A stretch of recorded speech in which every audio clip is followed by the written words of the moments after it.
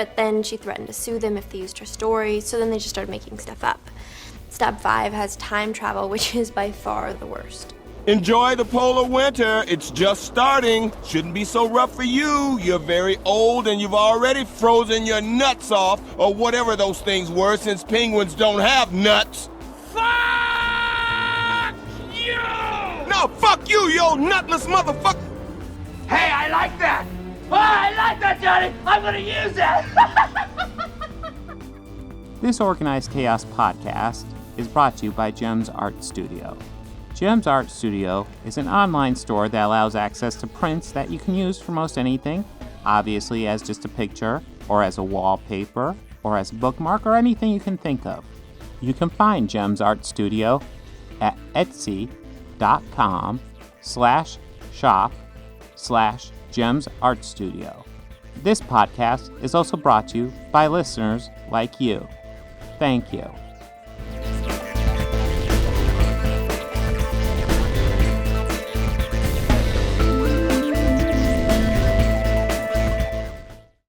Hello, and welcome to another Organized Chaos podcast that will raise the bar above the one of all bars. Hey, I'm Bobby Quarters. Yeah. With me is Bob.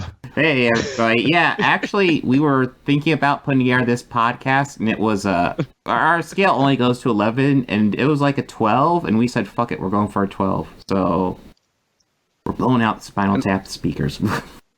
And I was trying out my trailer voice. How did that sound? I see. Very deep. I see. Well, in order to really you need to do the phrase they always say at the beginning of trailers. In a world where crime is run rampant. It's in a world something bad. Something. Under a dead Ohio sky. In a world under a dead Ohio sky. Yeah, that's still like a lot of syllables to fit in there. It doesn't matter. I think the trailer guys it probably still paid by paints the a word. picture, yeah. Well, I mean, unfortunately, it's not quite a dead sky where I'm at. It is a frigid one. God, it's cold. Yeah, it's insanely cold. Yeah, how'd you fare with the snowfall? No real accumulation, just, I don't know, just this constant, like all of today's has been like a constant layer of snow. Not really accumulating substantial, but that's it. It started yesterday, like pretty early, and I'd say it tapered off around 6. So there's like a good chunk of snow out there, probably a couple of inches. I mean, nothing serious, but yeah, and we got a nice little dusting off and on today. Nice. But yeah, I mean, and of course, just like in Central Ohio and all of Ohio, the whole state forgets how to drive the first flake of snow falls. Yeah, that's standard. Yeah, I know when I'm driving and I see a flake of snow, I immediately just forget all my driver's lessons and go like right 3 miles an hour and just do everything wrong. Right as left. Headlights don't need to be on. Yeah, what are indicators? Oh man, somebody was getting impatient with me. I actually spun out trying to leave earlier today. I mean, it happens. Mm-hmm. Where my apartment is, like one of the lots and the easier one to get in and out of. It's kind of on a slant slightly. Just a slight slant and facing down. Mm-hmm. That little minor. Rough. Yeah. Yeah, and if when you're at the bottom, it's not that bad because. Well, this is another issue. It's usually safe for compact cars, like smaller vehicles that are cars. Yeah, because they suggest for them to let's park there, but it's mostly filled with minivans and SUVs. So if like the one on the end is open, I try to get that so I can see the cars coming at me and just hope no one's coming in. Yeah.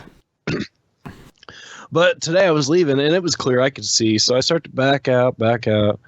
I'm out. Fine. Okay. All right. Now the trick is just to be able to kind of start moving forward and turning there so I won't get stuck and slide. Mm-hmm.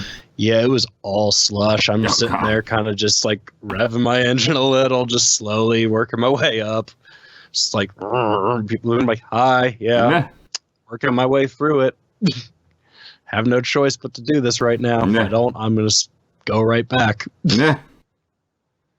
But that was fun. And the front of the exit, like to get out to the main street, it kind of goes up and dips a little. Yeah. So yeah, it's you spin out there too. I just don't see cars coming. I go, oh God, come on. Mm-hmm. Kind of rock it a little. Yeah.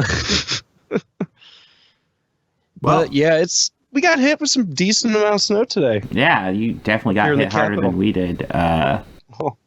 Here in very much not the capital. Although, it feels like the capital full of people celebrating mangoes around here. So, I mean, that was an incredible. I did take a break yesterday and watch that last half of that game. That was pretty awesome. I've heard it was crazy. It kind of was. Because I looked at like the first half and I had gotten back to the Karate Kid. I was like, I'll just take a break, midway of the Karate Kid and see where the game's at. And when I first checked it, it was like, I think it's like 16-6. It looked like it was a done deal. I was like, oh, okay. Yeah, cool. I'll check back in like, 20 minutes or so. 16-16. It's like, holy shit. Okay. Sorry, Danielson. It looks like you're about to get your ass kicked. Yeah. It'll wait. How much time do we have? An hour? Oh, Miyagi's going to come in. Yeah, you'll be fine. Yeah. This isn't even the final act. Yeah. And I watched the end of that game. It was probably some of the best football I've seen this year. And I tune in off and on to it. I'm more of a hockey fan, but yeah, that was pretty cool. Yeah, I've been mainly missing it. I've been trying to do video work, but yeah, like I live in the area, so it's hard for me to everywhere, I'm it. sure. Like the instant the game was over, I think my Facebook blew up with like 50 notifications of people just posting shit. Yeah, I got that too. Like, oh, I guess they did okay. Yeah. But you brought a friend. Oh, I'm sorry. I was just gonna say you brought up Karate Kid, and that brings us into what we're talking about today, because yes, we're talking about Scream 4. 4, yeah. Okay. So yeah, we got Scream 4, which Scream 4 and Karate Kid are like the same thing. So I feel like it merges together nicely. It was an interesting double feature. Yeah. Well, what am I saying? Triple feature. Yeah. It did have a very nice segue for me, though. Yeah. It was a very interesting, unique triple feature. So we got Scream 4. Yeah. Farce the Penguins, a movie I'd never even heard of before. It's a very interesting watch. And then I guess we could definitely file it under appreciating great trash. Well. That's where I almost feel like with Karate Kid 3. I feel like parts of that aren't. We'll get to it. Karate Kid 3. Yeah, we'll get to it. Should we just roll into Scream 4? Yeah, let's get into it without any psych outs. Yeah, just straight into it. Yeah, I'm gonna go ahead and say I noticed almost as soon as this movie started that Kevin Williamson was back. This felt like Scream 1 and 2 so much. Yeah, it was just kind of, Kevin, it's about fucking time, man. And just the whole, there was at least 2 fake outs at the beginning, which were great. Which were both still, even, I remember the first time I watched it, I was just like, all right, I have no idea who the fuck you are, and I have no idea who the fuck you are. You're probably still going to die first. Yeah. And then just kind of like, boom, and I was like, what the fuck was my first reaction when they went out to the other movie. It was like, okay, it's Kristen Bell and Paquin. That's more like it. I know who these people are. Yeah. At least. And I go, so I think they're about to get terrorized or killed. Boom. Oh, she killed her. Yeah. Well, that was like, so I assume we're into the movie proper because we've already done the fake out. And then I'm like, wait, she can't be Ghostface. You can't reveal Ghostface this early. What the fuck? But, double fake out. I kind of loved it. The moment I knew Kevin was back, when she's like, they contradict themselves how? It's like, because if the opening to, let me see if I remember this correctly. Okay, if the opening to Stab 6 is really the opening to Stab 7, and the opening to stab 5 is really open to stab 6, and what does that make stab 4? Like that right there? Yeah. I was just like, oh, hey, Kev. Well, I just remember the whole conversation. I think it was even the first, before we even get the first fake out, the whole conversation those girls are having. It felt like... Oh, that's the torture porn shit? Yeah, that felt like Kevin Williamson. It didn't... That did too. Like, that absolutely did. It almost made me realize how much we were missing by having Cotton be the first kill. Because then that was just all threat, and it wasn't as aware. This was super aware. Yeah, absolutely. No, it was a much welcomed return, and it just, oh God. Like, when I got to hear, even, like, the stuff with Gale, I think, is the one that I noticed the most. I was like, God, Kevin just understands Gale better. Yeah. No, here's the deal. Like, I remember these movies being diminishing returns. Like, each one's a little bit worse than last. Rewatching this is so much better than 3. I enjoyed this immensely. Oh, my God, yes. So did I. Now, I think earlier, it was in the first, or no, it was the second, or no, the first Psych Out. They talk about time travel. Yeah.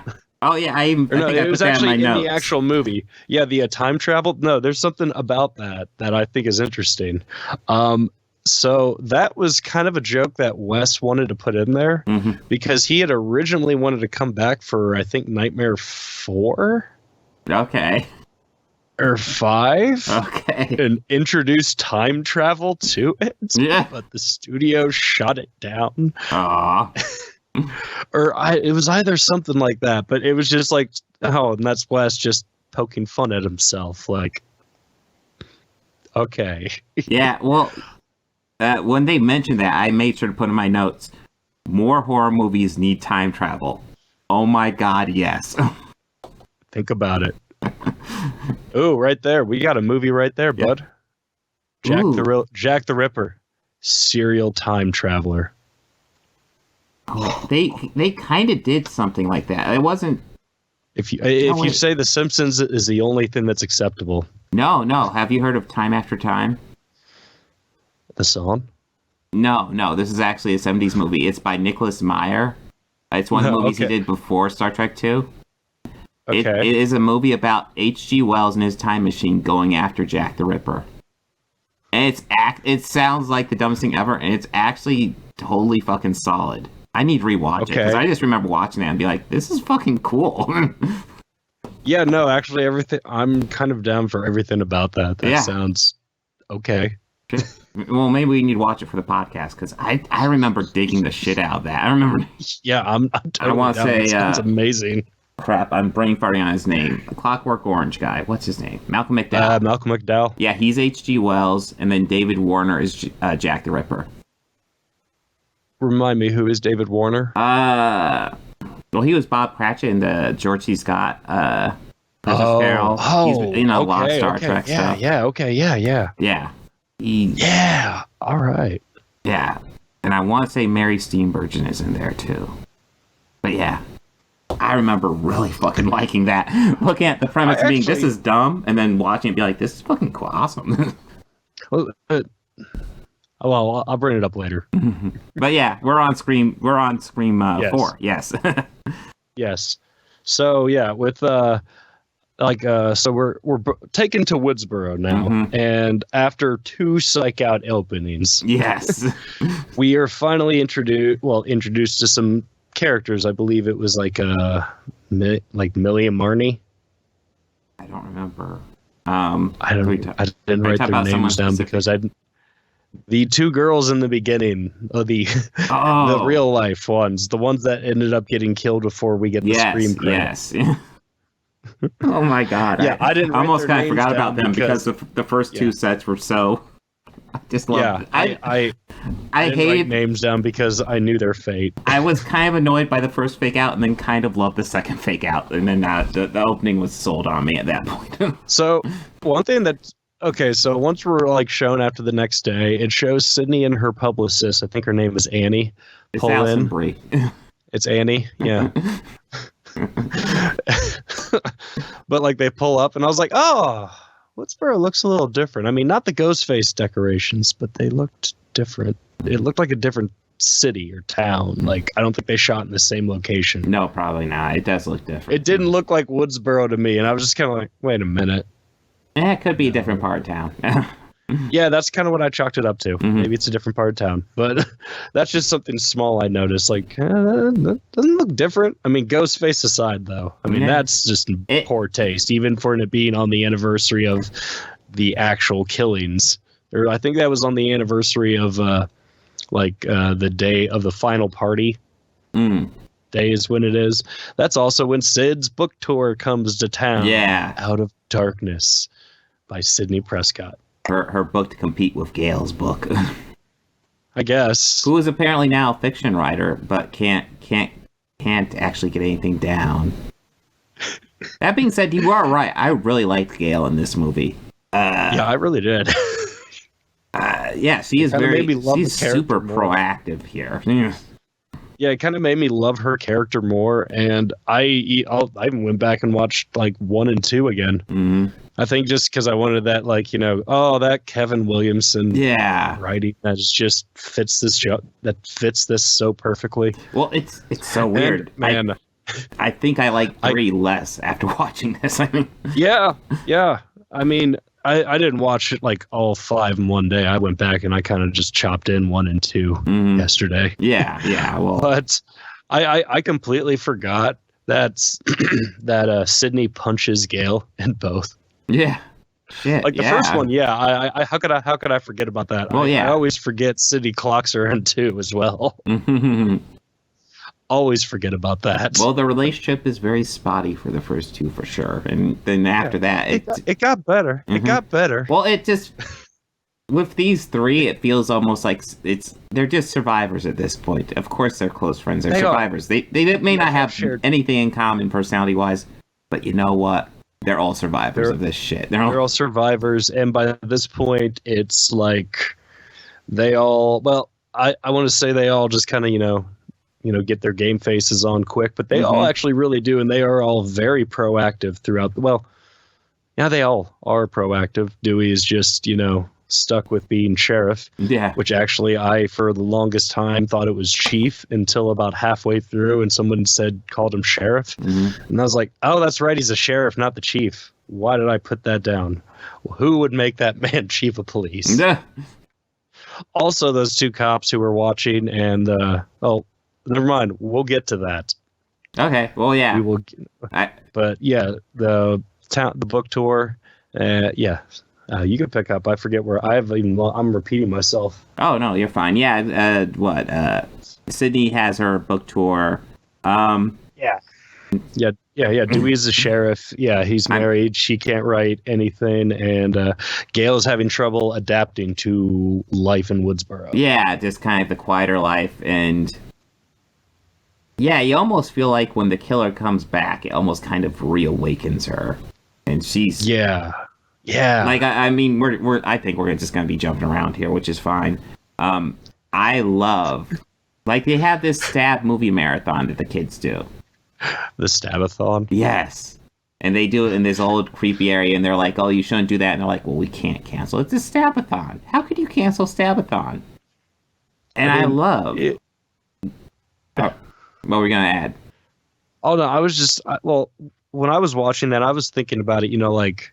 From the sense of like me at my age and putting myself how I would think about it at this time and like if that going on in my town, I would think they're a bunch of stupid fucking kids. They need to cancel that shit. Yeah. But that age, I really wouldn't care. Well, that's the thing. When you're that age, you're invincible. Yeah. We all know that. Yeah. And I thought that was just an interesting point to it. I don't know. That's something I picked up on just watching it and going, huh. I mean, totally, yes, that sounds great if there's not a serial killer running around. Yeah. And besides, I would feel weird, packing heat with a bunch of high school kids. But yeah, what I loved about that was, of course, Gail sneaks in. She actually wears the ghost face mask, sneaks in. Because everybody's wearing the ghost face because it's Stabathon. Obviously, we're safe from the serial killer here, right, guys? But she plants cameras all over the place, so, keep an eye on things. And I just love, she goes back out to the car. and you just watch one by one as each one of her cameras is knocked out of place. And I just love, it's like so creepy. It's like, oh, fuck. Oh, the creepy part, I thought, or the one that really I think the one that really made me jump was definitely when their friend got killed next door to them. Like when Jill and Kirby, they're talking to Olivia. Very early in the film, yeah. But like where they're talking to him and, like they open the closet and it's like, I never said I was in your closet. Yes. And you both see them turn and have the same realization, try and scream. And before, just kind of going, oh, shit. Oh, fuck. I saw, and then you just see it like, yep, I should have seen this coming. Yeah. This was right in front of us. Like, why didn't... Well, no, that's a great kill, too, because, like, you just have all these characters who want to be super proactive, but they're just out of reach, just ever so slightly out of reach. And, holy crap, that was a bloody kill. Holy shit. You know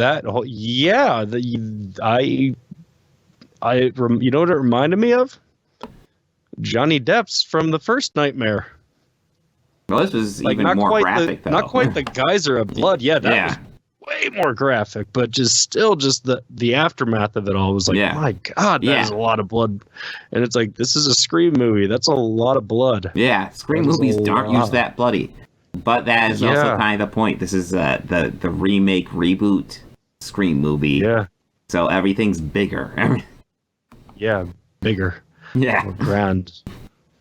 Well, before their friend got her unfortunate demise, we are introduced to a new slew of characters. Yes. There is Jill Roberts, Sydney's cousin. Yeah.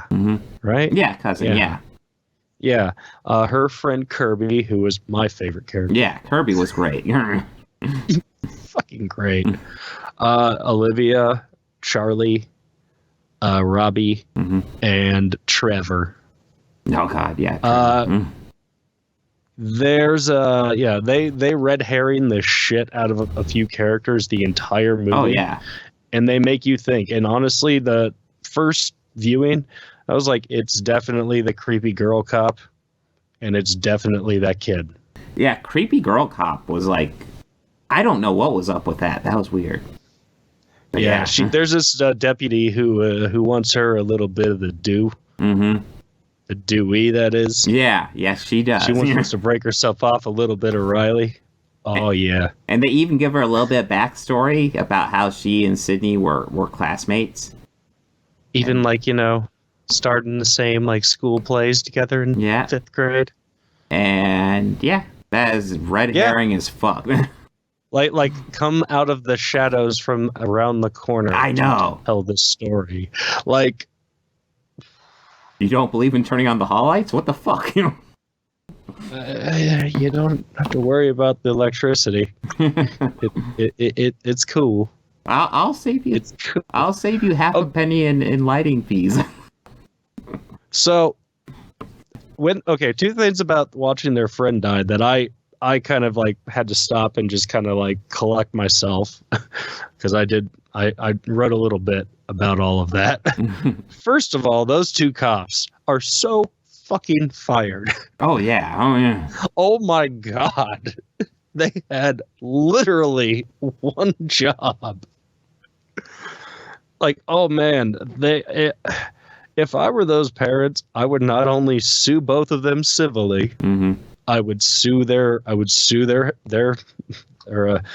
commanding officer, his commanding officer, the entire department, the city, as well as the state. Just sue the ever-living bejesus out of them. Why? I don't remember. Do they change the cops, or is it Adam Brody and Anthony Anderson still there? It's the same ones. Okay. It's the same ones. Yeah, they're pretty bad. You are bad. And not only that, fuck that neighborhood. Did you hear the shit they were saying to Sydney?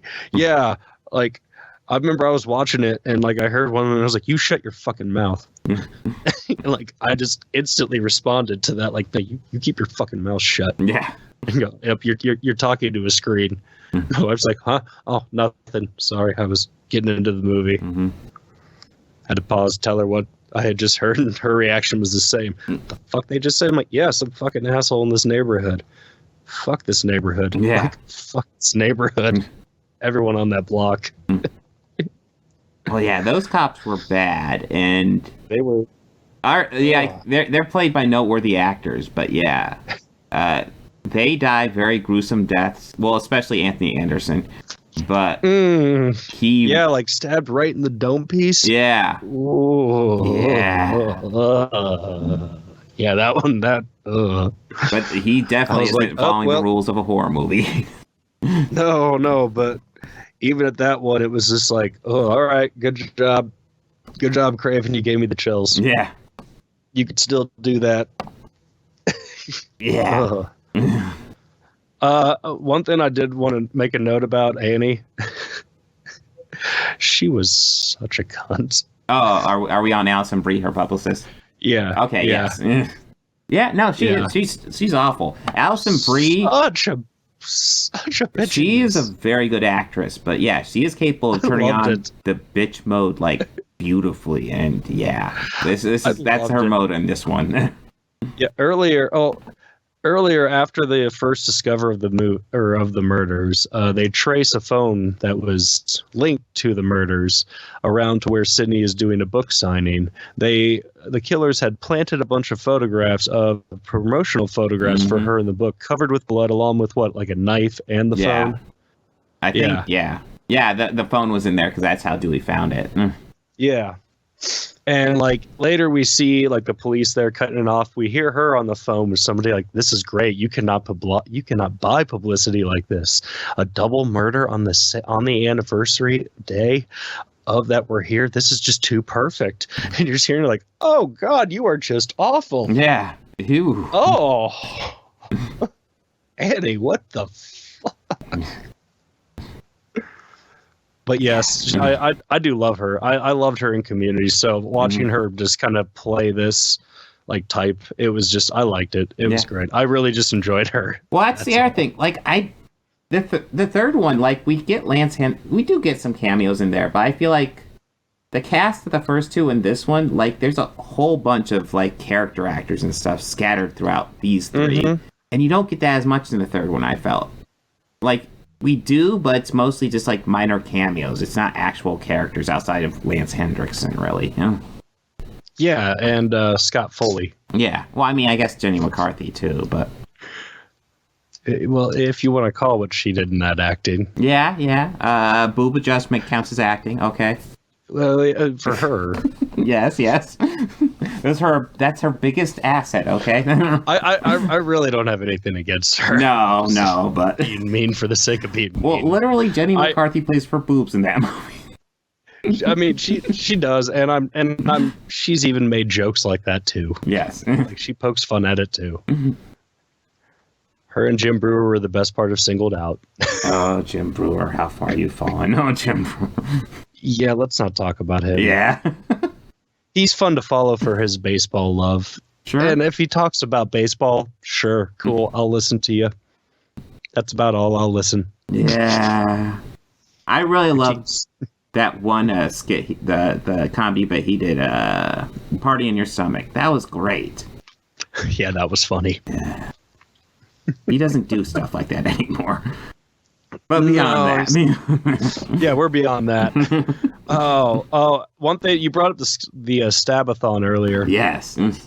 And one thing that I can't remember if this was ever shown in Scream 2 or not, but I did laugh. Robert Rodriguez. Yes, I saw that, and I was like, oh, that's funny. I was like, that's really funny. Well, I remember they're showing clips. I'm wondering, how much of this did they actually film? Because they showed about this, everything that from what we've seen. It was like so all the far. stuff we've seen from the second movie. We didn't get the high school stuff from the second movie, though. Yeah, we did. Did we? They showed it in a clip. While Randy and Dewey were at a coffee shop, and they showed like Billy and or Tori Spelling and Luke Wilson recreating that hallway scene, like, you know, or like bits of it, and he goes, "Stupid." I remember because I watch it now, and I just went, there goes Joe, the most average guy. Yes. But, yeah, and part of me almost wondered, man, I wonder if there's somewhere where they actually just reshot Scream with the new actors and it just stashed away somewhere. Well, no, that was still Heather Graham. Yeah, no, it was, yeah. That still looked like Heather Graham. No, it was totally clips from, oh, yeah. I just didn't know what they shot, but I thought it'd be funny if they actually had, like, a whole remake of Scream. I wonder how much of it. Wait, you're wondering how much of it they actually shot? Yeah, exactly. Oh, yeah. I'm curious about that, too. Mm-hmm. I'm also curious as how did they know how to frame that shot, make it almost look shot for shot? Yeah. Or is that some like low-key dig at Robert Rodriguez of Wes saying, you steal my camera angles. I know you do. I didn't even think about that. I think they're legit just going as meta as possible with it. I think that is really what it is. But as with the Stabathon, though, unfortunately, Gail gets sidelined, as you had mentioned, with her cameras. Mm-hmm. And you had said, like, that part was really creepy. What I thought was creepier about that is when she's going to adjust it, she hears the sound of one slowly zooming in. Yeah. Right behind her. Yeah, that. And then that whole bit of Dewey watching her hold the camera, like, upside down behind her, and then he sees the killer approach her and he just screams, Gail! Dewey. Now she is parked outside and she did somehow hear that, so I was like, okay, so I'll suspend my disbelief that his voice carried over the movie and all those kids. In defense of that, voices are clear in a crowd. True. I'm giving it disbelief because I enjoyed the movie. I did too. But I'm just like, I just still laughed. Like, he's like, why are you yelling at the screen, Dewey? Yeah, exactly. What is that doing? I doubt she hooked up a micro. I doubt she hooked up a speaker to her camera. It's not a normal thing you do. We also get some more of a bloodbath even after like all that quick scare with Gail, because she's okay. We see her getting like taken away and showing that she's fine. But we later see both, like you said, those cops die pretty gruesome. Jill's mom dies quite fucking heinously. Oh yeah, they also red herring the shit out of the mom. We didn't even talk about her. Do they? I don't recall them really red herring her. Do they? I mean, like, she did. Yeah, well, she did go out shopping at night. That's and buying true. Open packages of cereal. I don't know. I feel like they do that with all the characters, though. There's some little bit like that. That's not enough for me to trigger. Well, for me, what it was is the fact the woman bought an open bag of cereal. Yeah, maybe. It's delicious. I mean. Listen, I only get cereal that's been pre-opened. I hate opening it. It's so much work. I want to get nicely stale before I eat it. Yes, nice and crunchy. So we see her get killed quite fucking brutally, too. Yeah. And we go to a big party because the Stabathon gets broken up. The police raid it. It's an after party at Kirby's. Let's see. Jill, Charlie, Robbie, and Kirby are there. And Trevor crashes the party. Yeah. Saying that, Jill texted him and teenage drama. Yeah, of course. I mean, Jill didn't text him. That's her ex. Why would she text him? I don't know. I don't know or care. Yeah. I'm going to be honest, at this point, I really didn't care about that storyline at all. I was like, oh, we spending time on this? Okay, yeah, Jill, you go look for your phone. Yeah, Trevor, you help her. Well, yeah. I don't know. I think it kind of worked out because it was clearly all just fucking around.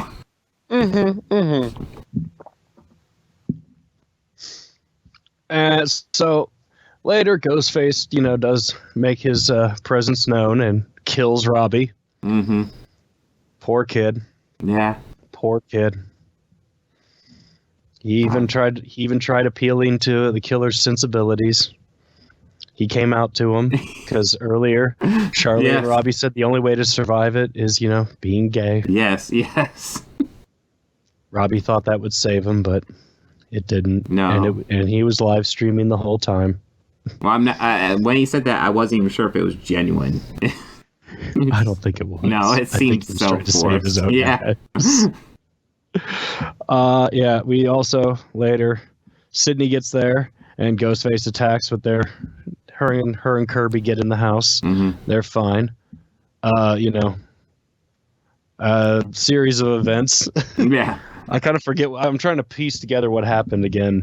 I know that they separate her. No, Sydney first tells Jill to hide underneath the bed, and she escapes Ghostface, who is still in the house. Kirby and Kirby and Sydney go down to a room where they could hide. Charlie comes in, and Sydney says, "If you can't trust him, don't let him in." Mm-hmm. Kirby listens to Sydney. Yeah. That is also why Kirby is my second favorite character in this series. Yeah. Kirby was great. Well, yeah. Third. She's top three tier. Oh, really? Oh, yeah. Well, number one, you have to Sydney Prescott. Yeah. Number one favorite character of the series. 2 is Gale. 3 is Kirby. Okay. She entered the hierarchy. Mm-hmm. Yeah. And then we see a scene reminiscent of how this whole thing started. The killer has tied. I really like that touch. Yes. I was like, oh wow, this is all ending how it all started. Yeah. This is cool. Mm-hmm. This is cool.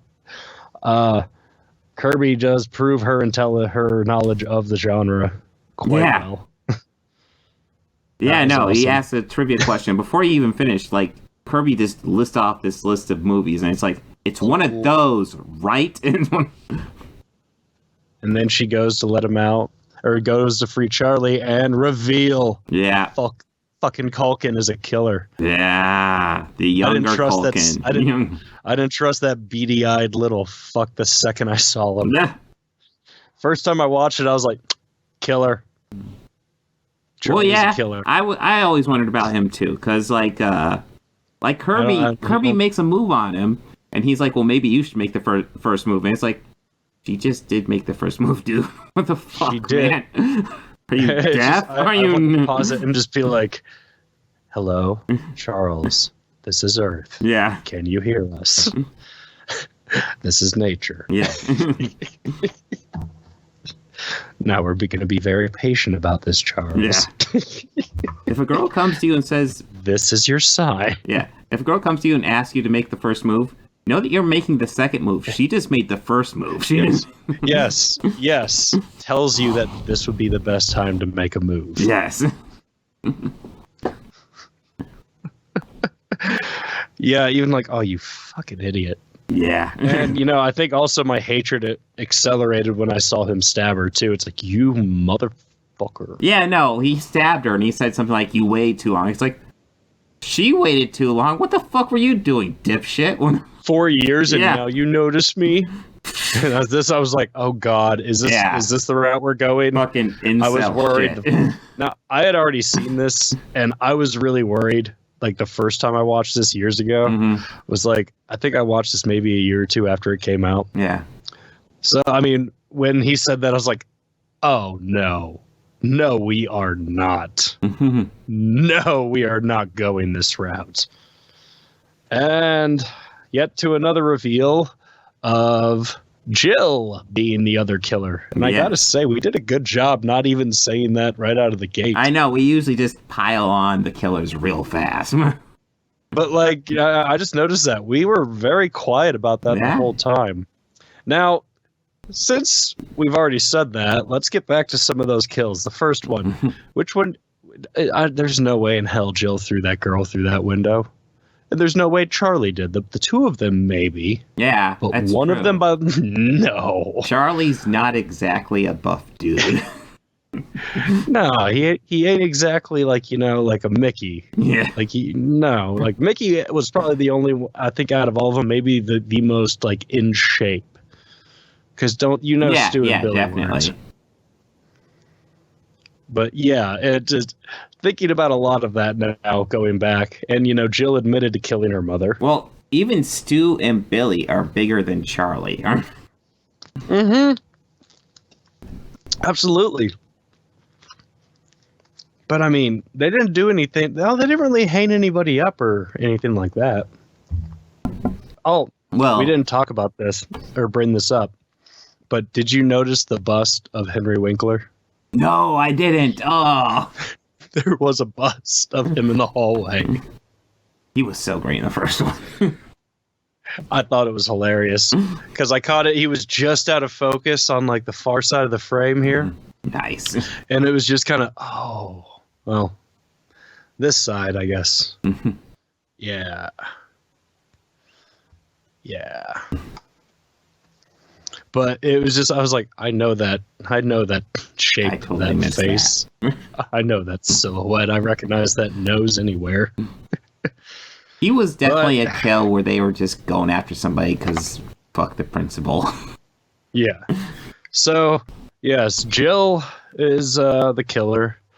Reveals that she isn't trying to, like, you know, make it about her because she wants to be Sydney. Yeah. The only way to be famous is to have fucked up shit happen to you. But then, you know, we see they're going to frame Trevor, so they have to explain how he got shot in the dick. Yeah. While being restrained. And then the head. Again, while being restrained. Yeah. Because that's, you know, there'll be signs of that. They spent so much time trying to trick Trevor into this, and it just feels like at the end it's like, oh, well, fuck. So slapped together. Yeah, she also kills Charlie. Surprise. That one I saw coming. Yeah. Well, I was like, just by how she was talking about everything, I kind of looked over at where he was on frame and went, buddy, I don't think you're involved in this plan. Yeah. Well, when it played out just like the scene between Stu and Billy where Stu's saying, you know, stab me, Billy, to make it look like the killer came through and got him. The difference being, I feel like that was just a really bad plan, and Stu died. Whereas here, Jill's just like, no, I'm fucking killing this guy. No, I'm killing him. Yeah. I felt Billy was just more like, oh, well, shit happens, whereas Jill's just like, no, I'm fucking doing this. And then, you know, we have, like, probably her best performance of the whole film. Well, wait, first, she reveals the final plan. She stabs Sydney, the bitch. And then she she frees Trevor, tries to make it look like he wasn't bound. Yeah. And restrained. Yeah. She runs face first into a window, uses his hand to pull out some of her hair, and then uses his hand to scratch her face so he gets some skin particles under his fingernails. Yeah, and then she, like, you know, falls flat backed through a glass table. As soon as I saw that glass table, it's like, oh, well, she's breaking that shit too. Yeah, it's just like pro wrestling. If you see a table anywhere near the ring, you know that table's getting broken at some point during the match. Yes, exactly. If you see anything lying out, you just go, yes, yes, yes, everything here will be used. Well, they don't do that anymore. God, those were the good days. The kitchen sink matches. Ooh. It's just what you think it is. It sounds like it. It's just what you think. Oh, so it's revealed that she survived and Jill's gonna be okay. She places herself next to Sydney, holding her hand. So the news starts circulating. We see a bunch of media out telling that same story that she's, you know, the survivor. She survived, you know. And, you know, you see Dewey in there talking to her, just seeing if she's okay, because at the time he can't believe she's okay. Yeah, and it is Dewey. I mean, he means well, but in the end of the day, it is Dewey. It's Dewey. Yeah.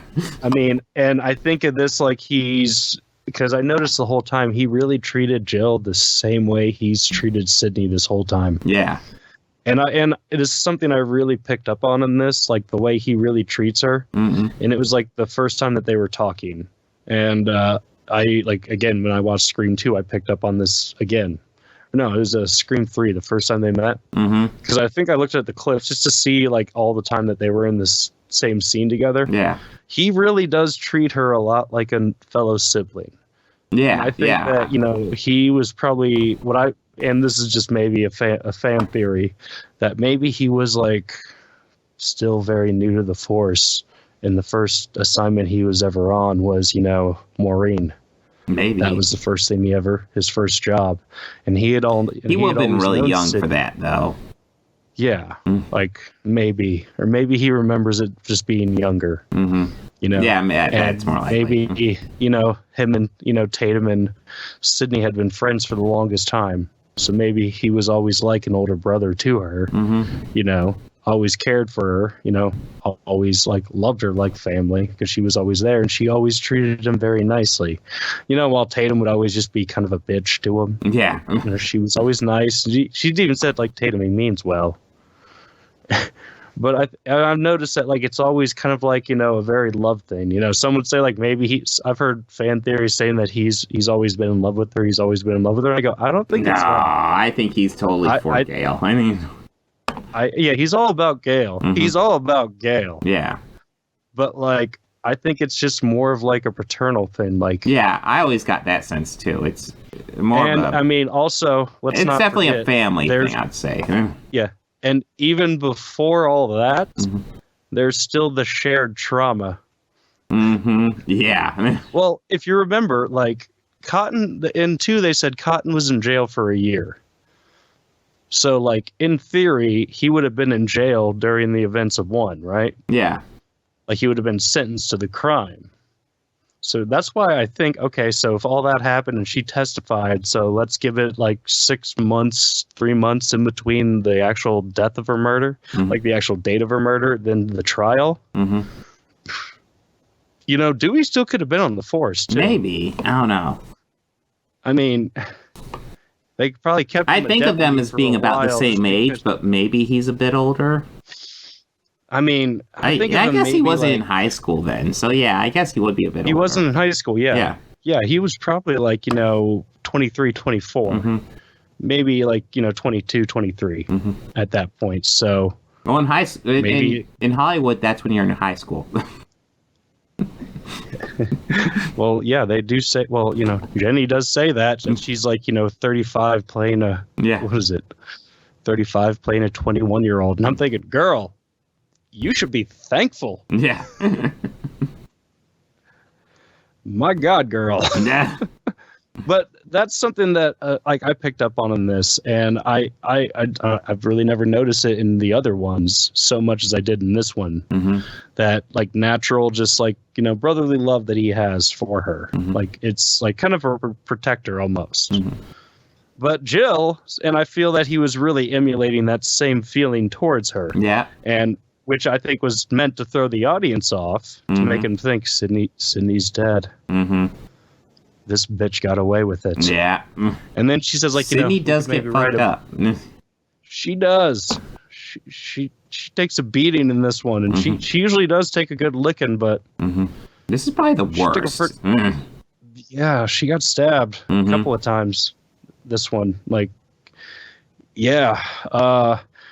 Jill says that, you know, her and Gale can write a book with their matching scars. Mm-hmm. Yeah. Yeah, so, you know, Dewey goes to check on her, tells her what she says, you know, thinking it's funny and cute. And she's like, well, she got stabbed in the shoulder, too? How does she know I did? Yeah. And then you just see Dewey go, oh, shit. And then she's like, yeah, go. It just clicks in his head. Yeah, like, the second she said it, I was like, yeah, Dewey... Duh. Yeah, I was just thinking, like, you know, because, like, honestly, first time watching it, I was just thinking, I was like, yeah, you would know where she has a scar. Yeah. Because I know that. And then as soon as she says it, I go, thank you, Gale. Yeah. Thank you, Gale. It is Dewey.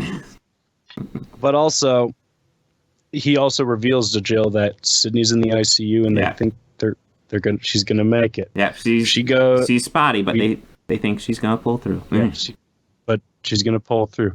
We go to Sydney's room, and Jill's creeping in, ready to finish the job. That punch to that oh yeah, that was rough. That was rough. Yeah. And you think that Sydney had it rough? This is really where she gets the crap kicked out of her a little. So Jill tries her best to kill her. Tries to first strangle her. That doesn't work. And I think Dewey comes in, or it's Dewey. She hides. Yeah. Yeah, and she beats the shit out of him with the bedpan. Yeah, that's right. I don't think Dewey gets stabbed in this one, so it breaks tradition there. Of course, did he get stabbed in 3? I don't remember. No, I think he got shot. Maybe.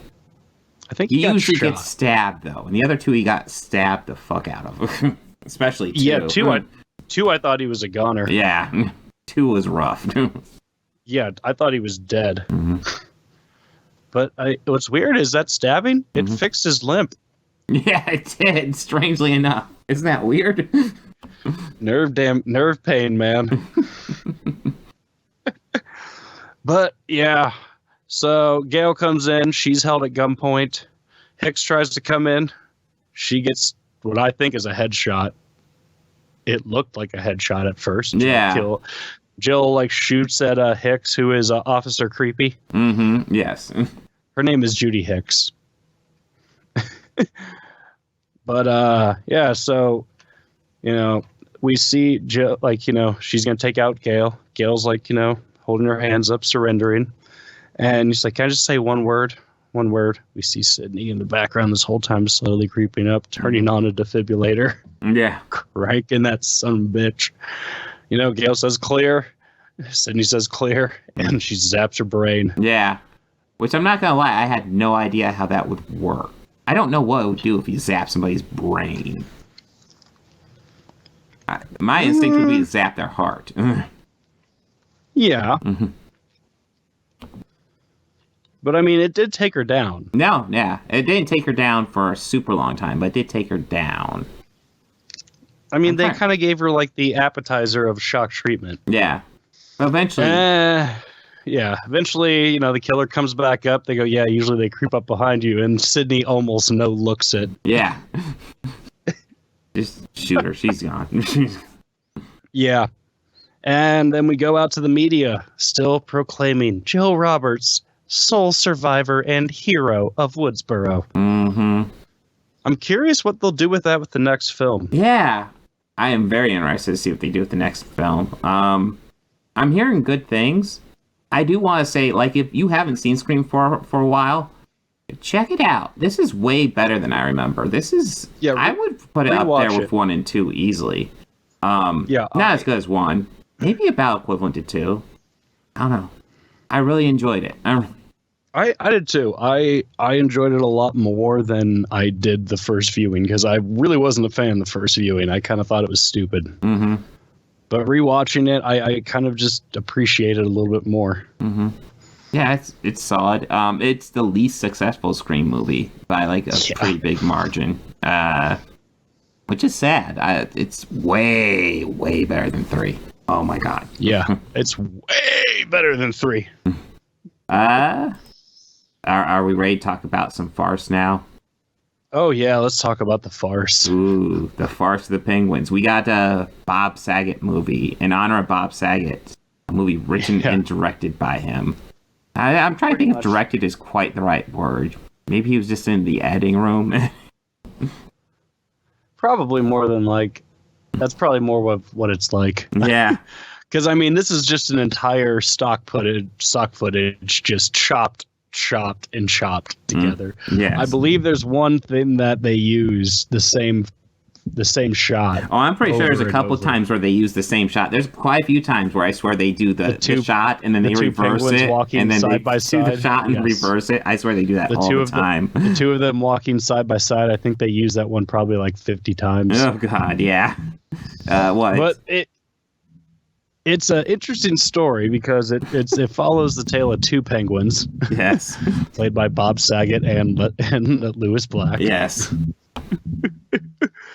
They're on their way to the giant annual mating ritual by that penguins do. And it's there, and Bob Saget's talking to him about love. Yes. He wants to find some true love.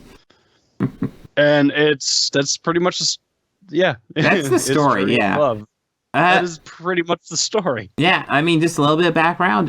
This is Bob Saget's response to March of the Penguins. He just thought it was funny that a movie that's mostly stock footage just got Academy Award nominations, so he made a parody kind of with the same premise. It's pretty funny. Same running time. Yeah. Too. I love the casting. Like, March of the Penguins has Morgan Freeman, so of course this has Samuel L. Jackson. Samuel L. Jackson. Oh my God. It's fucking hilarious. It's weird. I want to say, like, there's so many lines that he just reads it straight, where he just is like, do, do, do. Then all of a sudden he just drops in there like something crazy, and it's great. There's a few times when I watched this, I heard him read a line, and and I heard his voice kind of break a little, and he was trying not to laugh as he was reading it. Oh my God. That was like, I mean, this movie is strictly just for the funniness and the silly wackiness. If you're a big fan of Bob Saget's humor, and as a kid you really loved it when he did voiceovers for America's Funniest Home Videos, just take the two of those together. Yeah, it's pretty much this. There is some raunchy jokes in this movie. Oh, was there? I didn't notice. Quite a few, actually. Like, I think the Gilbert Gottfried freezing his nuts off. Yes, that's right. Yeah. And then Sam Jackson called him a nutless motherfucker. Of course, there's the big drama where his friend Louis Black accidentally has sex with the girl he meets. Anally. Yeah, so they don't have to worry about him being the father. Yeah. The other main, or I guess secondary characters in this, there's Marcus, who's played by Tracy Morgan. Yes. He's kind of like the other friend who pops up. They think he's dead for a moment, but no. No, he's fine. Monique is in this too. She plays a friend of the female lead, who was played by that was Christina Applegate, wasn't it? Yeah, I'm pretty sure. Yeah. There's some issues because they aren't sure who they are. Messing with the fact that it's just stock footage. Wait, is this me or you? Am I on the right or left? Oh my God. Yeah, there's one point when I think Louis Black is calling this all just completely stupid, and then Bob Saget's voice is like, well, somebody worked really, really hard. They wrote a story, they put everything together, somebody wasted their fucking time. This is just a silly, silly film. But really, really funny. Yeah, and if you're interested at all, it's on YouTube. I actually can't find it anywhere except on YouTube right now. Yeah. So just plug in. Watch it. Yeah. The only complaint with the YouTube version is like it's 240p. It's like nothing. But it's stock footage. I'm not even sure how high they would get that anyway. There's probably at least a 480p version. Yeah, the audio quality is great though. Yeah. Oh yeah. The audio quality is what you're there for. It's all types of R-rated stuff. I would honestly just want to see footage of all the different cast in there recording their parts along with the footage that they're watching. Well, I was just doing research into Bob Saget here. Yeah. I was just curious if they had a cause of death yet, and right now they're just saying heart attack or stroke. Kind of what I'd learned, I did a little bit of research for watching this. Essentially, he was found dead in a hotel room. He did have COVID in December, despite being boosted. But he was talking like he still had like after effects of COVID too, which tells me he must have had a severe case. Yeah. So did that play a part? I don't know, but yeah, it's really tragic though. Like it is. He seems like he was a really funny guy. I think the guy from Urkel, what's his name? Jameel. Jameel, is it White? I think it is Jameel White. Yeah, I think it is too. He released a video. It was the last time they were together. It was just him taking a COVID test, and Bob Saget was with him, just doing jokes the whole time. And he released a video. He's like, "This is the last time we were together, and I miss him." Oh man, yeah. It's a tragedy. I've seen. It's sad. It is. It's really sad. Mm-hmm. Like, he was such a great comic. Oh God, I've seen a lot of photos of like. I saw a photo of like what I believe was his funeral. Mm-hmm. There's a lot of different people there. Jeff Ross was a pallbearer. Mm-hmm. John Mayer was. John Mayer and him were really, really close. I watched a video. Yeah, I watched a video of Jeff Ross and John Mayer going to pick up his car from the airport in Los Angeles. And they were driving his car back, and they were just sharing stories. And in the middle of it, John's talking, and he just kind of starts breaking down a little. Mm. Like he was crushed by it. Like, yeah. Yeah, it's tragic. It is. It always hurts because, like, you know, we'll never, like, a lot of us don't know these people other than just the fact as entertainers, but they still bring, like, a lot of joy and great feeling to everybody. Yes. And it's like that feeling is just something now I look at it now and it's something that, you know, I treasure more because I know it was only around. But, you know, I like to think of it like, you know, we're fortunate enough that we were able to be on this rock at the same time. Mm-hmm. Yeah. And they left some great stuff behind. Yes, they did. Yeah. But yeah, if you're looking for if you want to get a good Bob Saget fix, this is it. This is great. Farce This is Penguins. definitely it. Yeah. Like, yeah, this is probably the shortest segment we've ever had on the show, but this movie is... I know. It's nice, short, and sweet, but yeah, like, that's how I found trouble writing notes for this one because it's like... I have no notes for this one. I was just thinking maybe talk a little bit about Bob Saget, but yeah. Well, let's face it. The story for this is there's two penguins. They're gonna go fuck. And that's it. I mean, and there's a lot of dick and weed jokes throughout the whole thing. A lot of sex jokes. A lot of sex jokes. I mean, I think one of my favorite parts was what was it? It was I want to say it was some sort of a walrus or something. That was Harvey Firestein. Oh yeah, that's right. No, it was an orangutan, that's right, or a gorilla or something. I don't know. They jump around a lot too. Talking about her 6 husbands. Oh my god. Yeah, it's the storyline is essentially the same as March of the Penguins, but obviously rewritten so that, you know, penguins want to get down, want to fuck. Yeah. They're all about it. They're all... The penguin who is voiced by Tracy Morgan just keeps talking about fuck. Yeah. It's great. There's another one that's played by comic Mario Cantone, who plays Sydney. Okay. And if you're unaware, Mario Cantone is a very openly gay comic. Okay. Like, he makes a lot of jokes about being gay and gay stereotypes. Like, a lot of that is his shtick. But he's unapologetic about it, but he's also really fucking funny. He was on an episode of Chappelle's Show. It's been a while since I've watched Chappelle's Show. It was Ask a Gay Dude. Oh. That he was the gay dude who we're asking questions to. Like, yeah, obviously he has a sense of humor. But he was the one who is Sydney, and a lot of the jokes with Sydney were just so hilarious. Even the musical numbers. Nice. That's right. There were musical numbers in here. Yeah, and Sydney had the big finish to the song. And Bob Saget was no singer, though. No, but he went into it. He went in. Nor Lewis Black. Oh, come on. Lewis Black has the voice of an angel. Yes, he does. But yeah, this is funny. It's worth checking out. Final thoughts? It really is. Oh gosh, this is great. I actually do own this movie on DVD. Oh, wow.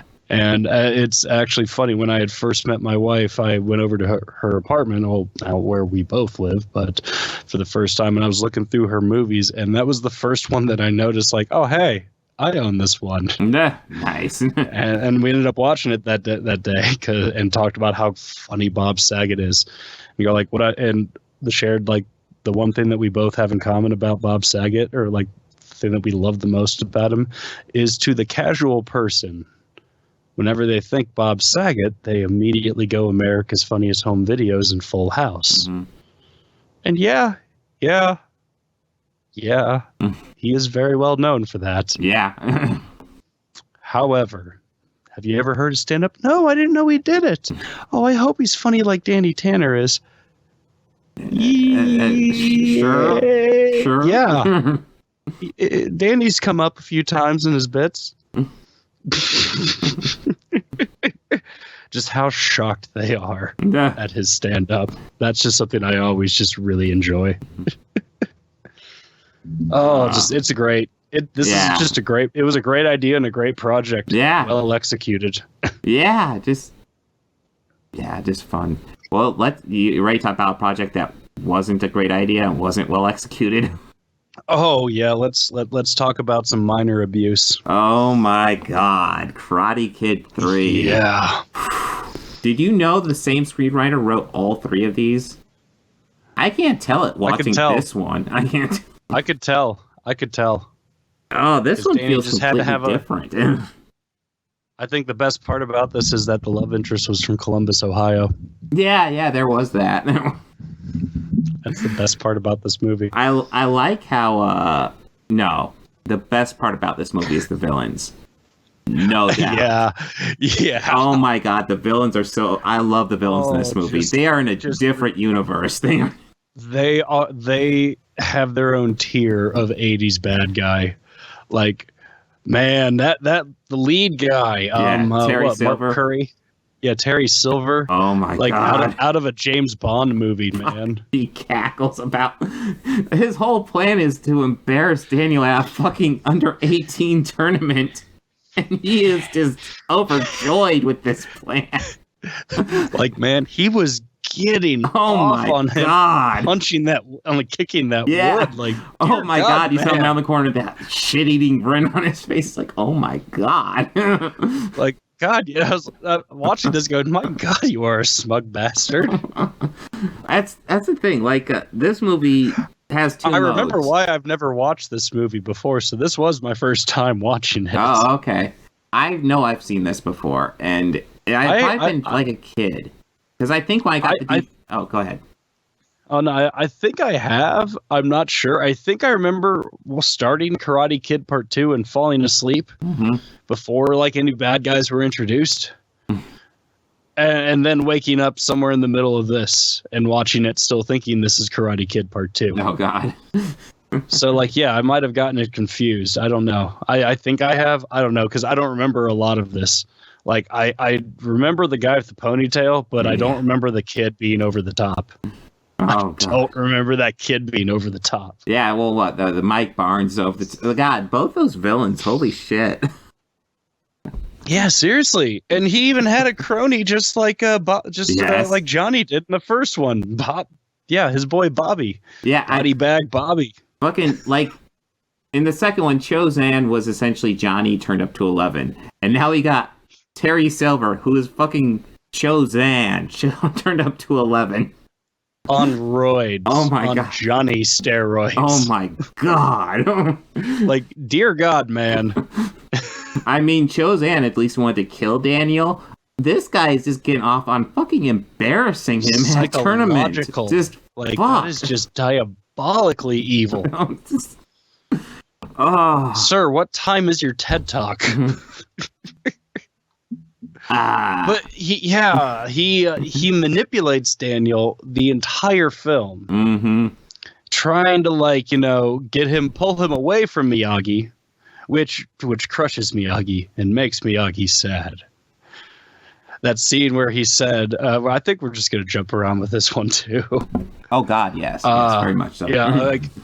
Yeah, where he said Miyagi not the same without you. I was like, aw, Mr. Me, aw, that Danny, you whiny little bitch. Well, so much of this is kind of forced because it really is. There's the tournament. And Daniel finds out, since he's a returning champion, because he's still under 18, apparently. He's a returning champion, so he just has to do the final fight to maintain his status. In what fucking universe? Yeah, no, it's crazy, but, whatever. So he wants to go back to the tournament, and Miyagi says no. And it feels so forced. It's like, why? Why can't he do the tournament? I get like, oh, you need to be responsible for karate. It's a tournament. If he's out there beating up people, I gotcha. But I don't see him using it irresponsibly. Yeah. I don't ever see him using it irresponsibly. Yeah. So, of course, Miyagi says no, and that's where Terry Silver comes in. He says John Kreese has died. All bullcrap. John Kreese is pretty good in this one, too. No, he just sent him to Tahiti. Yeah. He just sent him to Tahiti to feel better, to get massaged by some ladies. And I guess we should go into a little bit of the backstory. Apparently, Terry Silver is the secret partner for Cobra Kai. He and John Kreese own it. And, of course, Terry Silver's like the probably like multi-millionaire for when this is made, by today's standards, billionaire. Yeah. John Kreese is broke, so he goes to his multi-billionaire buddy. Okay.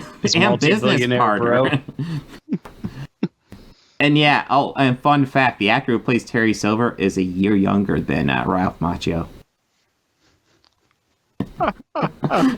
That's funny. Yeah.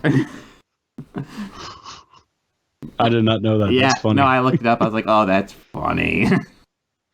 That's great. But yeah, it's like whole villain plan falls apart if Miyagi just says, yeah, okay, let's do the tournament. Sure, just be responsible. Yeah. If he just says that, the whole villain plan falls the fuck apart. just crumbles. And it's like, Daniel obviously wants to do it. I don't see what Miyagi's issue is. But of course, Daniel, oh my god. So we gotta get to this fucking wine. We have to get to this fucking tree. Because fuck. Did that tree frustrate the shit out of you? Yeah. Oh, I don't know what frustrated me more, the predictability of those dickweeds showing up. Yeah. Who were straight, like, threatening, voluntarily manslaughtering them, like, killing them, like, allowing them to die. Over a fucking karate tournament. Like, really? Yes. And if Miyagi had taught him so much about bonsai, you know who I think would be out there at that perfect time to tend and take care of it as well as uproot it? Mm-hmm. Miyagi. Yeah. Well, I think that scene was missing Miyagi just whooping the shit out of those kids. Well, the second they pulled those ropes up. If Miyagi was up here, just why he wouldn't even let Daniel go down there? It was so frustrating. It's like, why are you going down there to get this tree? Okay, so this is like the only bonsai tree in California. Miyagi went down this cliff to plant it so it would be safe. And yet, they fuck up Miyagi's bonsai tree shop. So, Daniel goes to get it so they can get money to fix it up. Yeah. And Daniel returns with the broken tree, and Miyagi's like, yeah, I sold one of my cars to fix up the shop. And it's like, of course he would sell a car. Why would he go after this tree? He has extra cars.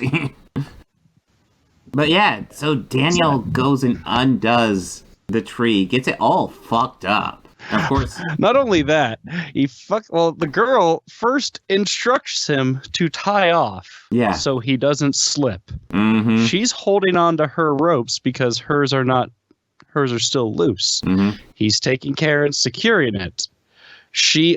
What does he do? Asks her to do. Oh, okay. She doesn't do her thing. It's her own damn fault. Yeah. No, I was surprised when she fell. I was not surprised. I was like, up your thing. But the character that was literally your thing. She said like, no, it's my fault. It's my fault. I should have tied my thing. Well, Then we see the ropes go up because he throws it back like an idiot. It lands. They try and get it out and rinse it. He's screaming at her to do like barking commands. Well, I mean, I was laughing a lot during this scene. I don't know. I found this scene frustrating. I was laughing a lot with the villains, though. Anytime the villains were on scene. No, I was laughing at Daniel. Yeah. Dude, relax. You're within reach. Everything is fine, dude. It can be fixed. Mm-hmm. It can be fixed. The only thing Miyagi's going to tell you is you shouldn't have been doing this in the first place. Yeah, exactly. He will not be upset. Mm-hmm. He will just be sad, no more bonsai tree. Mm-hmm. Your life is more important than that tree. Like I don't know how else to just say it. Well, it's the dumbest He has thing made ever. that abundantly clear to you. Well, also, I think it's worth noting, so there's a new Daniel girl, because every movie has to have a new Daniel girl. Yeah. Yeah, because they really clear out about Yu-Gi-Oh! Yeah. Real quickly with, like, in the first few moments of dialogue, like, well, that, cool. I figured she wasn't in because she wasn't on the poster. Yeah. Well, So I guess you brought her to America and didn't work out, so you just said bye. yeah. He moves on quick, man. Enjoy this strange country. Yeah. But it's worth noting, when he first meets her, she has an ex, and she has a picture with his face torn out. Mm-hmm. Little red flag there. At least the serious yellow flag. Yeah, caution on the field. Yeah. Caution on the play. But she talks about how he had it seemed like it was implied he had some sort of affair, and that's why She it's over. listed the girl by name. Yes. First and last. Mm-hmm. So she's got some issues with him. Yeah, there's And tread lightly. And before their first date, she tells Daniel, "Hey, just to let you know, I've been talking to my ex, and we're gonna get together on Thanksgiving." So it's like, does that actually happen? Was that just useless, or is that just the excuse so, like, if they make Karate Kid 4, he can be single again? Yes. It's all of them. All of the above. Yes. All of the above, yes. They put... It's because Machio needed a Mac on some chicks, yo. Yeah. You know, get rid of the whole boyfriend thing with the girlfriend, and don't give him a girlfriend in the second one. And it won't feel quite so bad. It feels like every movie's got to have a Daniel girl. Well, a lot of movies go that route. I know. I find it annoying, too. I find it annoying that comedies have to have an underlining love story throughout the whole thing. A comedy couldn't just be a comedy. Yeah. It can do that and do it well, but not have it oversaturate the entire plot. I'm going to use a movie as a pure example, Animal House. That does have a love story throughout the entire plot. Mm-hmm. The story of Boone and Katie. Mm-hmm. Doesn't occupy the entire film. No, not even close. Like, it's like a sub-thread the entire movie. Mm-hmm. But that's how you could do it well, where it doesn't totally over-occupy it. Exactly, yeah. Not have it be like the main character has to do it and have to, like, get the girl at the end of the movie. Let a comedy just be a comedy. Mm-hmm. I mean, like, they did it in The Naked Gun, and that was well. Yeah. But the thing about The Naked Gun is it's been the same girl in all three Yes, movies. he always has to re-win her over because something happens in between the movies. Because he done fucked up. What? I love the second one where it's like, yeah, he had to, she always wanted to save the rainforest, so he bought and stripped a whole bunch of rainforest for her, displaced a whole native tribe just for her. It's like, oh my God. What is it? It's... Oh, God. I'm trying to think. It's hard to get them straight. Yeah. I get them confused with the jokes a lot of the time. Mm-hmm. Oh. Yeah, I'm pretty sure it's from the first one. I just need to remember which one I wanted to bring up. The first one is the best one, but yeah. Yes. I'll think of it later. I'll think of it later. Watching this... Oh, well, I do know one. Oh, you got okay. something on the side of your face. No, the other side. Half a banana falls. Yeah, that's right. It's like, wow. What? No, yeah. How Ricardo Montalban dies and falls at the end. Oh, yeah. And, like, first the bus, and then the steamroller, and then the marching band. Yes.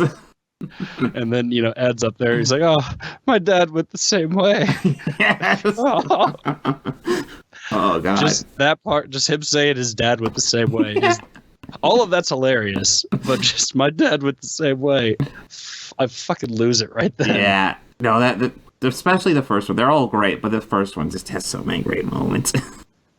Oh, wait, that's it. I got it now, yeah. Like, it's like, and Drebin, I don't want any trouble from you like in the West End. Well, when I see 5 guys stabbing another guy in togas in the middle of the park, broad daylight in front of a crowd of people, I shoot the bastards. That's my policy. Yeah. They were doing a Shakespeare in the Park play of Julius Caesar, you moron. You killed 5 actors. Good ones. Or, I'm celebrating my 1,000th drug dealer killed. The last one I accidentally backed over with my car. Fortunately enough, he was a drug dealer. Yeah. It's like, fuck. Comedies that could not be made today. Yeah. All right, so back to Karate Kid 3, which... Yeah, sorry. Yeah, no, a little sidetracked to much better movies, but... Yeah, well, we got to talking about that, and then we just realized Leslie Nielsen is just, Leslie Nielsen. Mm-hmm. I love how he plays all those movies straight. That's part of why it's just so great. Deadpans the shit out of it. Yeah. It's a big building with doctors and patients, but that's not important right now. So I could barely get through that without cracking a smile. But I do feel like Karate Kid 3... There's some sort of mandate to essentially make the first one again, except they do it in the most contrived way possible. Yeah, like I kind of felt like they're trying to build a lot and have a lot of moving gears. Mm-hmm. And like the whole time, like almost like it felt like a Lethal Weapon almost. With how many moving parts they had going. Yeah. Just a little bit to me. Mm-hmm. Like I was like kind of just getting that vibe a bit of it. Mm-hmm. And I mean, the whole time I'm watching going, this is just a fucking Karate Kid movie. Yeah, exactly. Like we don't need all this extra. We don't need all this extra. Like, okay, cool. We got the problem with the bullies. That's kind of a must for this. Mm-hmm. All right. Yep. They're on the same shtick. It looks like they just bothered Daniel early in the morning. And then again that night, like, wow, dude, like he said he'd think about it. Yeah. Well, chill out. One thing I wanted to bring up was I thought this would be a great touch. So Terry Silver recruits Mike Barnes because he finds an article saying Mike Barnes is the bad boy of karate. He's got this angry face. Yeah. He looked like, like I remember getting wrestling magazines as a kid. Yeah. He looked like heels. But I thought it would have been great if he goes to recruit him and he finds him at like a soup kitchen or an animal shelter. He's like, yeah, I'm just raising funds to help the people. Yeah.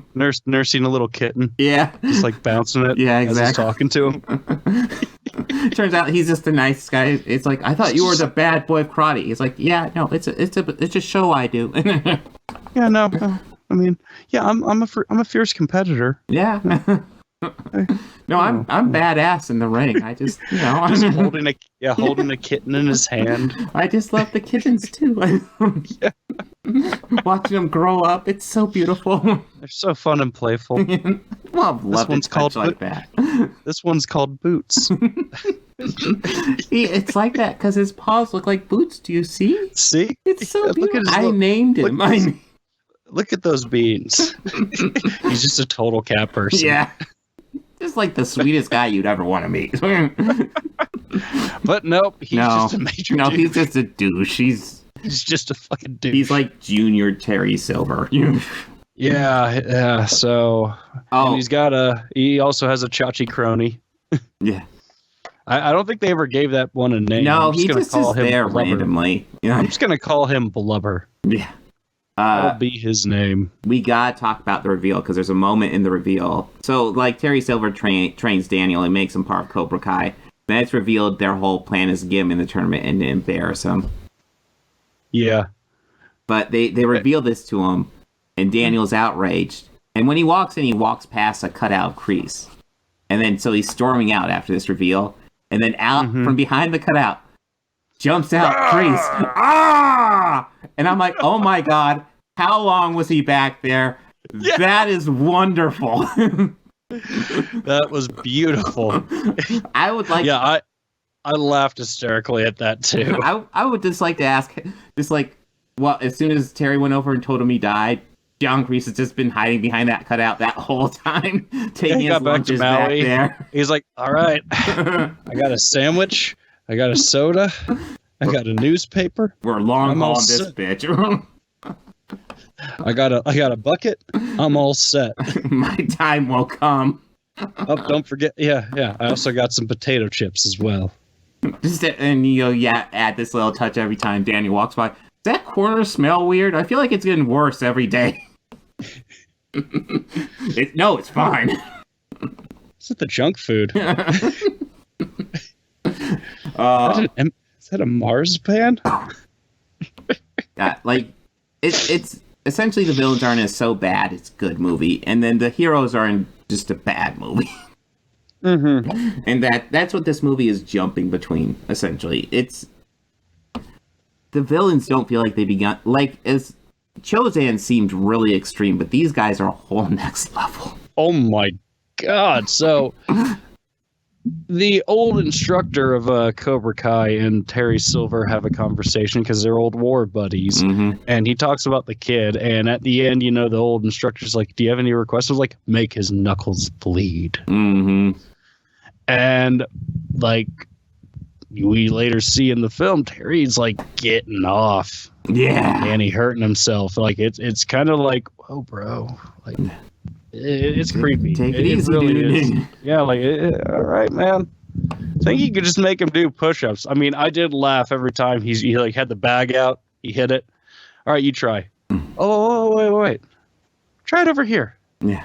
I mean, I laughed every time. He's training him on the freaking bag, and then he's like, "Oh no, try this wooden dummy." Yeah, and it's just kind of like, Danny, how did you not see that coming? Yeah. That thing is out in the middle of the floor. You're going to be using that. Yeah. Of course, he's getting all injured, and Miyagi has some magic healing powder that he uses on him. Oh, Miyagi, if you just let him go in the tournament, this wouldn't even be a story. But yeah, I guess Miyagi teaches him kata, and then he uses kata in his final move to win, which is just okay. Sure. Yeah. I'm not sure if that's what kata is, but okay. Yeah, it's not, but kata is more of a combination of different techniques and forms that for Kempo, what I took when I was a kid, kata is more of all the different new moves that we would learn with each belt and each degree. We would put them all together into one flow form of movement as we're moving and doing all of these moves with all doing them properly and with good form and doing them fluid, I guess. It's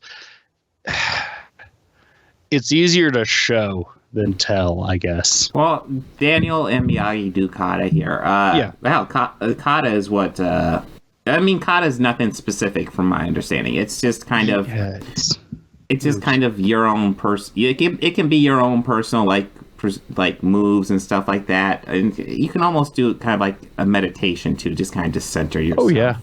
There's all types of uses for it, but it's the one that I learned when I was a kid that I still have most of it memorized to this day. It's a staff kata, and it's with the bow staff. Nice. And it's soothing. It's just soothing.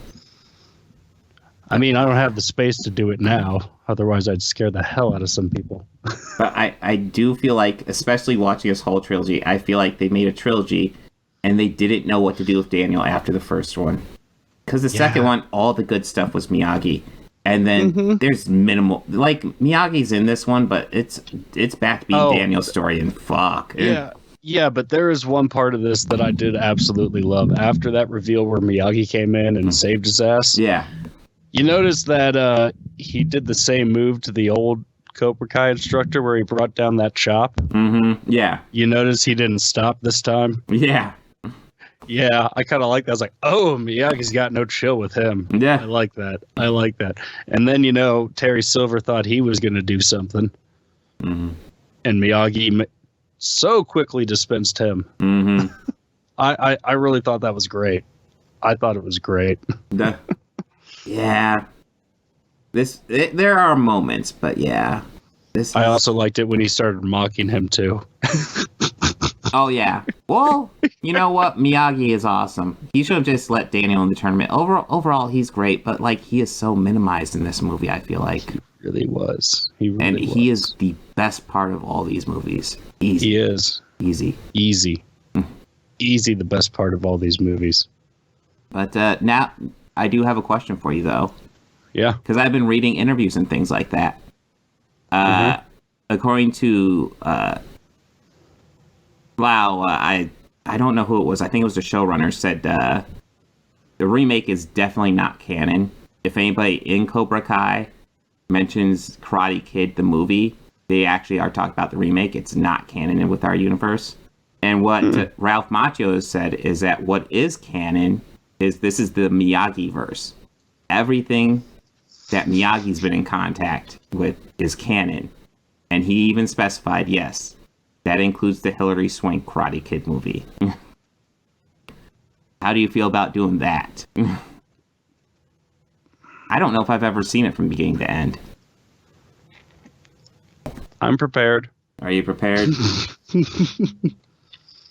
Well, I'm prepared for whatever link to Daniel they'll have. Yeah, I don't know. I don't know if I've actually sat down and watched it. I don't think I have either. I think when I got... Well, no, actually, I guess when we got the Karate Kid box set, the DVD box set, whenever, I'm pretty sure I just watched the first two, and then that's it.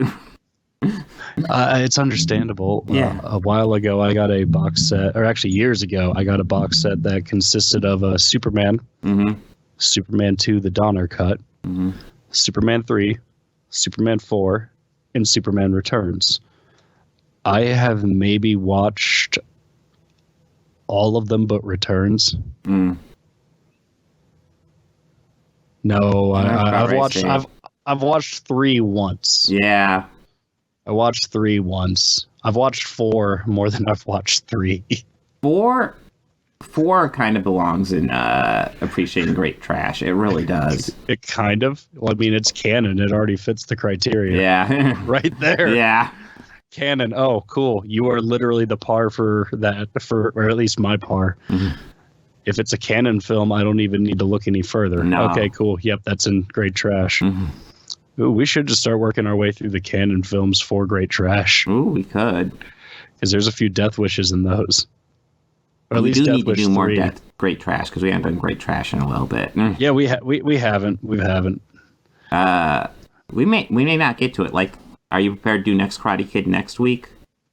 Yeah, we can. Because I think that fills up our bill for next week, too. Yeah, because I believe next week we have Boba.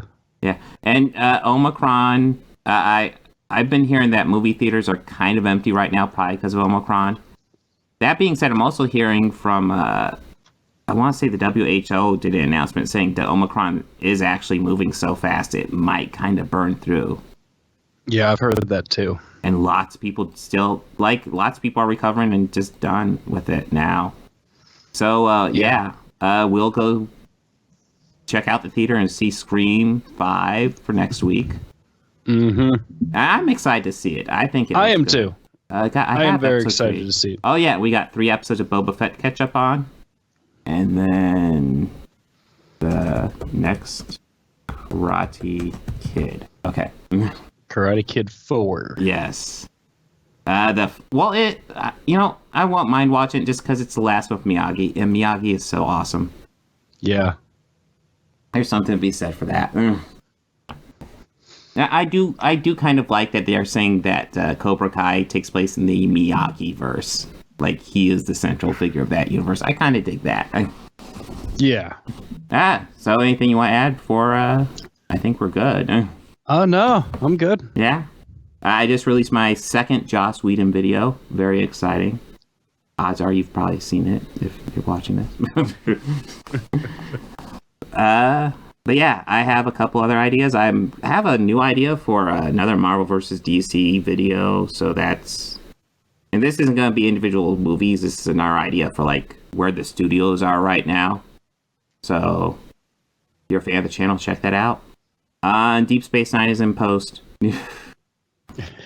It's a big one. Oh, I bet. But yeah. Everyone have a good one. Take care.